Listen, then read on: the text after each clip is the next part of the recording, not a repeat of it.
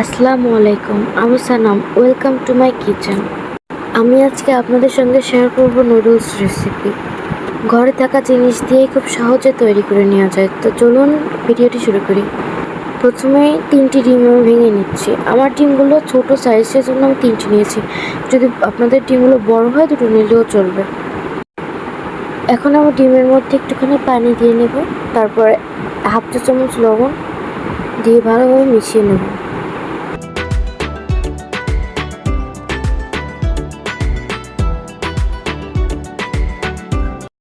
এখন আমি 2 কাপ আর 1 কাপের কিছুটা কম ময়দা নিয়ে নিচ্ছি। আটা দিলে চলবে না, ময়দাই দিতে হবে কিন্তু। আগে থেকে ফেটিয়ে রাখা ডিমটি ভালোভাবে মিশিয়ে ময়দার সঙ্গে মাখিয়ে নেব।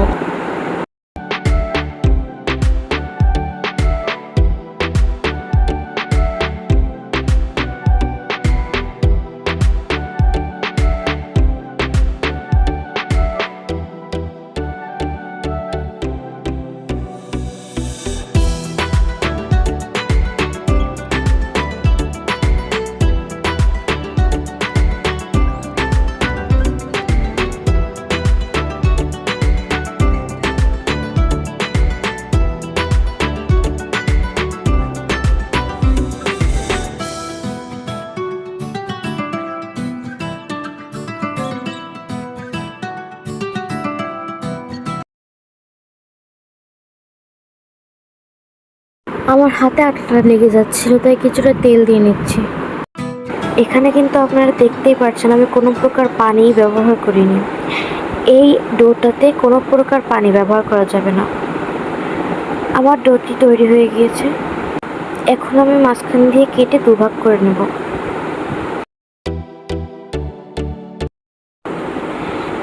এটা যেটা দেখতে পাচ্ছেন আপনারা, এটা হচ্ছে খুলনার ঐতিহ্যবাহী সিমাই পিঠা তৈরি একটি কল, আর কি আমরা এটাকে বলি ঢেকি কল, সিমাই পিঠা বানানোর জন্য। এই কল দিয়েই আমি নুডলসগুলো তৈরি করে নেব। দেখেন কতটা ঝুরঝুরে হয়েছে, আর এটা খেতেও অনেক মজা।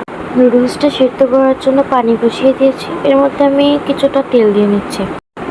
তেল দেওয়াতে নুডলসগুলো একটার সঙ্গে একটুও লাগবে না।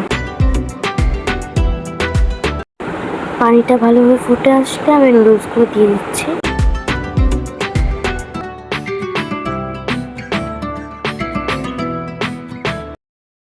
এখান থেকে সব নুডলস কিন্তু আমি রান্না করছি না আজকে, কিছুটা আমি ফ্রিজে রেখে দিচ্ছি ফ্রোজেন করে। নুডলসগুলো সেদ্ধ করার পর হচ্ছে যে একটা বক্সে করে ফ্রিজে 7 দিন বা 8 দিনের মতো রেখে দেওয়া যায়।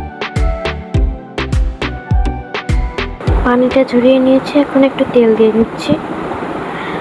তেল দেওয়ার ফলে একটার সঙ্গে লাগবে না নুডলসগুলো। ভালোভাবে ঝাঁকিয়ে মিশিয়ে নিচ্ছি। নুডলসটাকে রান্না করার জন্য কড়াই বসিয়ে দিয়েছি। আর এখানে দেখতেই পাচ্ছ আমি নিয়েছি পেঁয়াজ, মরিচ, টমেটো আর লেবু। এবার চিংড়ি মাছটাকে আমি লবণ, হলুদ আর মরিচের গুঁড়া দিয়ে মাখিয়ে নেব।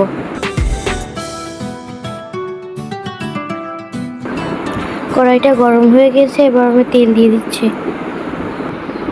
মাখিয়ে রাখা মাছগুলোকে দিয়ে দেবো।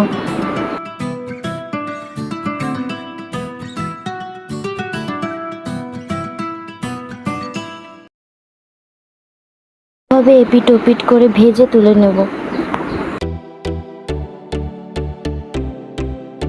এবার মাছ ভাজা তেলে পেঁয়াজ দিয়ে দিচ্ছি।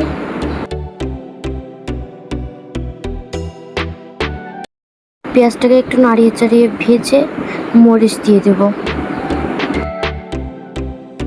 মরিচটা ভাজা আসলে টমেটোগুলো দিয়ে দিচ্ছি।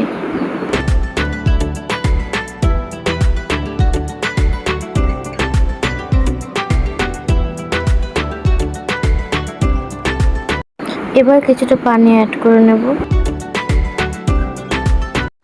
ভাজা চিংড়িগুলো দিয়ে দেব। এখানে আমি 1 টেবিল চামচ গরম মশলার গুঁড়ো দিয়ে দিচ্ছি। খাবার টেস্টটা বাড়ানোর জন্য কিছুটা চিনি দেব। আপনারা দেখেছেন আমি কিন্তু বেশি পরিমাণে লবণ ইউজ করিনি, শুধুমাত্র ভাজার জন্য যেটুকু দিয়েছিলাম, কারণ আমি এখানে সয়া সস ইউজ করছি। এবার একটু টমেটো সস দিয়ে দেব। পুরোটাকে একটু ভালোভাবে কষিয়ে আমি এর ভিতরে নুডলসগুলো দিয়ে দিচ্ছি। কিন্তু আপনারা দেখতেই পাচ্ছেন কতটা ঝুরঝুরা হয়েছে নুডলসগুলো, একদম বাজার থেকে কিনে আনা নুডলসের মতো। নুডলসটা যে এতটা দুর্দান্ত হয়েছিল খেতে, আমি তো এখন থেকে ভাবছি সবসময় ঘরেই তৈরি করে নেবো, বাজার থেকে আর কিনবো না। তো আপনারা কিন্তু দেখিয়ে নিলেন একদম ঘরে থাকার জিনিসপত্র দিয়েই কিন্তু নুডলসটা তৈরি করে নিয়ে যায় একদম রেস্টুরেন্টের সাথে। আমি আশা করছি আপনারা সবাই এই রেসিপিটা একবার হলেও ট্রাই করবেন। প্রতিদিন নতুন নতুন ভিডিও পেতে আমার চ্যানেলটিকে সাবস্ক্রাইব করবেন এবং লাইক, কমেন্ট অ্যান্ড শেয়ার করতে ভুলবেন না। আল্লাহ হাফেজ।